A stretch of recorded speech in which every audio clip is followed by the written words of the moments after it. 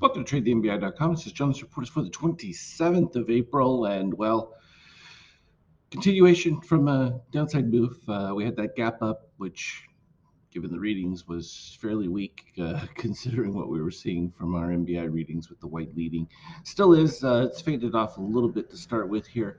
That's caused a secondary up push, but what you get is a series of lower highs, and now we've filled back all the way to the positive extreme that was right here that began the original little uplift at the start of April.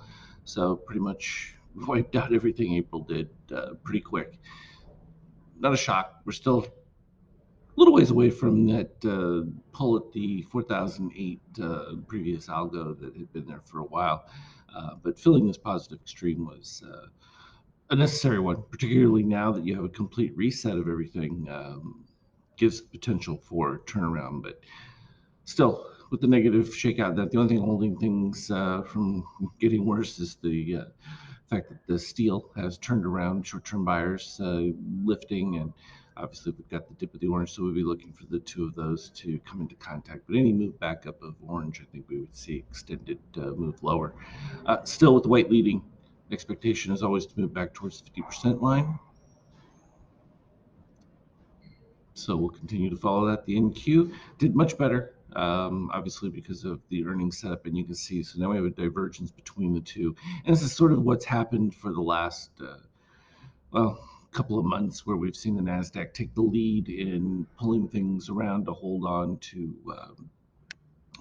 support levels, as well as just the increases that we've seen. So, and is doing the same again as it is now, moving all the way back up to the 76% line. And you can see that MBI Magenta moving over white. So shorts were happy with their little move and pretty much left that. You can see the declining orange. This is the crossover that we don't have on the S&P, but you've got it here, and that suggests a little bit more strength coming out of the Nasdaq. Not surprising there. From a treasury standpoint, of course, any excitement to get back into the market causes a little bit of fade. That's a strong move from MBI white there. So yield should start to rise back up again there as more money flows back into the market. Again, still crazy that we're at these levels anyway, given the fact that the Fed has not indicated that they're planning to ease or take anything off the table.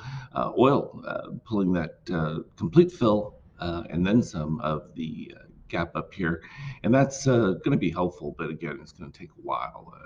These are short-term moves, but it helps. It's just you've got to have it sustained like this period for several months where you're in a mid-range, and I think that's helpful in a lot of cases to prevent things from spiraling. Looking at gold, it's still maintaining its relatively positive view. It's strong from an MBI reading, and interesting that we have the orange here on the DOC caught between cyan and red. That proposes a continuation in this particular case, sort of sideways. So we may see a little bit more of that. The turnaround in the shakeout, moving to positive, would be enough to push back towards the highs. It's just a matter of waiting for that to happen. And from a euro, continuing its climb unabated. And again, it's old news. Nothing's changed. It's just this is all a reflection of what the perception is about the U.S. And of course, the theory is a debt ceiling had been agreed to by the House, at least supposedly. Of course, the Senate says with the conditions, not going to happen. So that isn't resolved, even though it's a little bit further than it was before. And turning to our cryptos, they're going to continue their rise, similar with gold. A little bit softer readings, though, from at least a Bitcoin standpoint. And when we look at ETH, it's a little bit stronger in that the white MBI fading.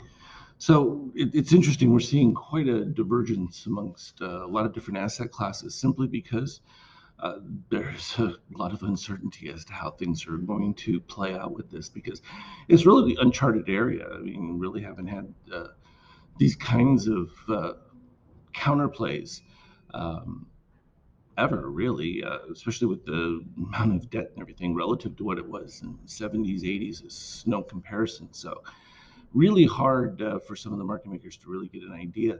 But the resilience of the consumer so far has held up, and as long as that is the case, I think that we're likely to just keep pushing against what is the popular narrative, which would be weakness. And that's caused things to hold on and actually move higher. So,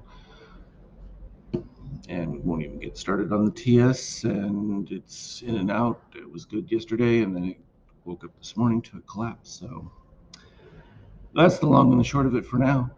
As always, though, continue to look for me on Skype chat. Trade well.